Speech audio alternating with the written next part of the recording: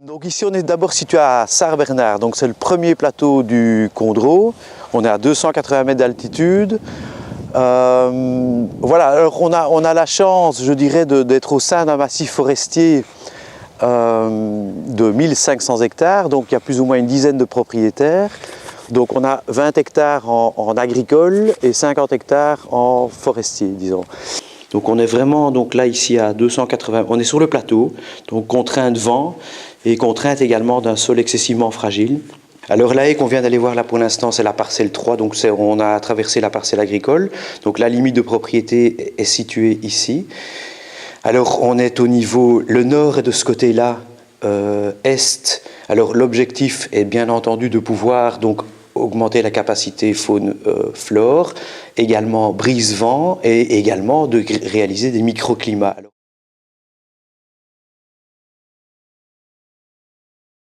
D'abord, mettons une définition sur ce qu'est l'agroforesterie. Donc moi j'intègre dans le terme agroforesterie des arbres plantés dans les zones agricoles par exemple, et également les lisières forestières ainsi que par exemple des bandes boisées. Alors dans ce contexte-là, on a toutes les raisons du monde de s'y intéresser. Pourquoi? Parce que j'ai eu l'occasion en 2006 de mieux comprendre, lors de la plantation qui est ici à côté, mieux comprendre les espèces indigènes et leur rôle. Évidemment, mon objectif à ce moment-là était clairement un objectif biodiversité, c'est-à-dire augmenter la capacité d'accueil de la faune et de la flore. L'autre rôle, c'était de pouvoir, donc vous voyez ici on est sur un plateau, il y a énormément de vent, c'était de pouvoir avoir des haies qui est également un rôle brise-vent. Alors Dieu sait que c'est intéressant, surtout quand on a par exemple au niveau des zones agricoles beaucoup de vent.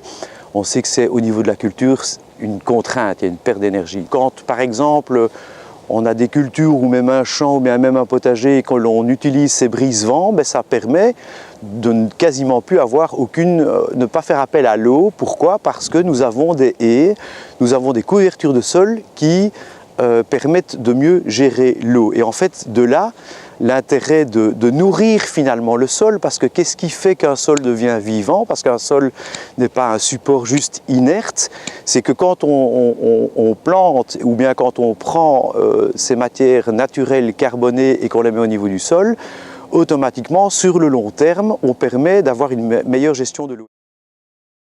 Je pense que au niveau habitat, faune, flore, au niveau des fonctions que l'on regarde, au niveau du paysage, ce sont déjà des éléments intéressants et qui vont au-delà de celui-là encore, c'est celui de la fertilisation des sols, parce que le fait d'avoir la possibilité des haies que l'on taille à certains moments que pour pouvoir obtenir du broyat, du bois raméal fragmenté par exemple, eh bien on enrichit certaines zones des parcelles agricoles en humus, en carbone, qui, suite à sa décomposition par les champignons, amène de l'humus sur le long terme. Et également, la partie moins visible de l'arbre qui est au niveau du sol apporte du carbone également au niveau des sols.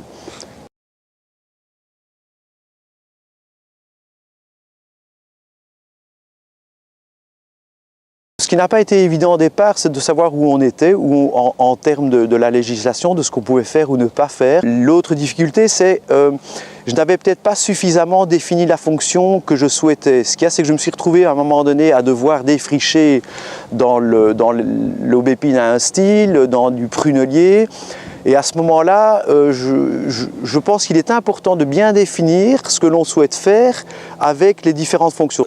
Pour une personne qui ne connaît pas ces différentes pistes ou itinéraires intéressants, donc je crois que ça vaut la peine d'être quand même bien aidé. Il est intéressant de s'entourer véritablement de personnes qui puissent nous guider dans cette approche qui est franchement, mais disons quand même nouvelle à mon niveau. Je suis de formation ingénieur industriel en agroalimentaire, donc c'est vraiment la pratique qui nous aide et des personnes qui sont sur le terrain.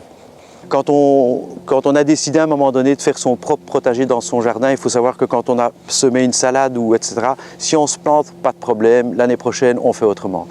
Par contre, quand on se retrouve avec des arbres, donc durée de vie, une espérance de vie de 100, 200, 300 ans, et qu'on s'est planté, là c'est vraiment autre chose. Donc raison de plus de bien s'entourer. Je pense que si quelques expériences réussies peuvent montrer sur le terrain très concrètement que ça se passe et que ça peut réussir, ça donne confiance. Et moi personnellement, ce qui m'a donné aussi confiance, parce que je ne peux exprimer que ce que je vous raconte là maintenant, par le fait que moi, ce qui m'a donné confiance, c'est de rencontrer des gens, de me dire tiens, c'est possible, et voilà, sur le terrain, j'avance tout doucement.